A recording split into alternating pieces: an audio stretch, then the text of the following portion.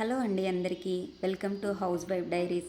ఈరోజు మనం Telangana famous food అయిన సర్వపిండిని ఎలా తయారు చేసుకోవాలో చూద్దాం.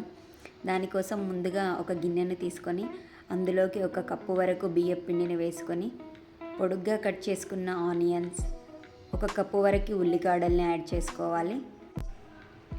తరువాత చిన్నగా కట్ చేసిన కరివేపాకు, కొత్తిమీర, నువ్వులు, ముందుగా నానబెట్టుకున్న శనగపప్పు, పల్లీలు, ఒక టీ స్పూన్ జీలకర్ర, కొద్దిగా పసుపు, రుచికి సరిపడా కారం, ఉప్పు, ధనియాల పొడి ఇవన్నీ వేసుకొని పిండిని మంచిగా కలుపుకోవాలి.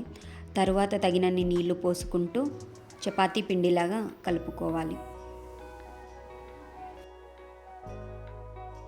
తయారు చేసుకున్న పిండిని పక్కన పెట్టేసి సర్వపిండి కోసం ఒక లోతైన గిన్నెను తీసుకొని అందులోకి 2 స్పూన్ల వరకు ఆయిల్ను వేసుకోవాలి.